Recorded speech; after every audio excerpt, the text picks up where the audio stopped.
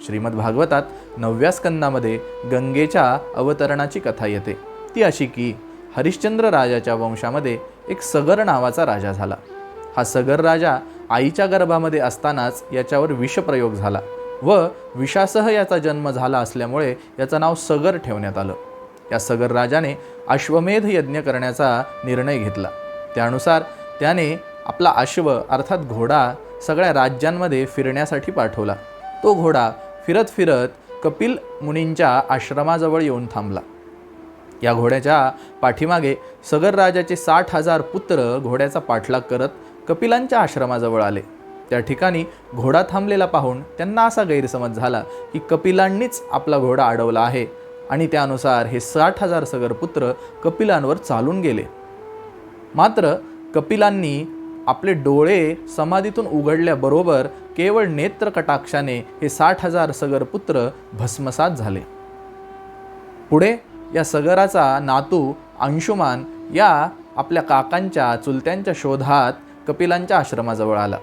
आल्यानंतर त्याला सगळा वृत्तांत कळाल्यानंतर हा अंशुमान कपिल मुनींना शरण गेला व आपल्या काकांना परत जिवंत करण्यासाठी कपिलांची विनवणी या अंशुमानाने केली।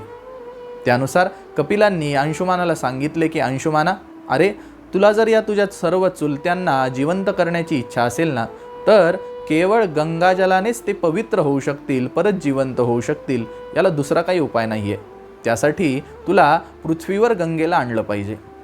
असं कपिलांनी सांगितल्यावर हा अंशुमान गंगेची तपश्चर्या करण्यासाठी निघाला। अंशुमानाने गंगेची कठोर तपश्चर्या केली, पण गंगा प्रसन्न झाली नाही। पुढे अंशुमानाला दिलीप नावाचा पुत्र झाला। या दिलीपाने सुद्धा अनेक काळपर्यंत गंगेची तपश्चर्या केली, पण गंगा प्रसन्न झाली नाही।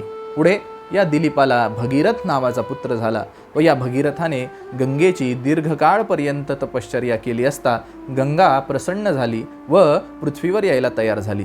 पण गंगेने पृथ्वीवर येण्याआधी 2 अटी भगीरथाला घातल्या। त्या अशा की, भगीरथा, मी पृथ्वीवर यायला तयार आहे, पण माझ्या 2 अटी आहेत बाबा। त्या अशा की माझा प्रवाह अत्यंत दिव्य आहे, माझा वेग अत्यंत दिव्य आहे, त्यामुळे माझा वेग धारण करणारा कोणीतरी पाहिजे, जेणेकरून मी पृथ्वीवर स्थिर राहू शकेल, नाहीतर मी सरळ पाताळात निघून जाईल। आणि दुसरी अट अशी की मी अत्यंत पवित्र आहे। पृथ्वीवर आल्यानंतर अनेक पापी लोक माझ्यामध्ये स्नान करतील, त्यामुळे त्यांची पापे माझ्यामध्ये येतील आणि मला मालिन्य येईल, त्यामुळे माझं मालिन्य घालवण्याचा उपाय मला हवा आहे।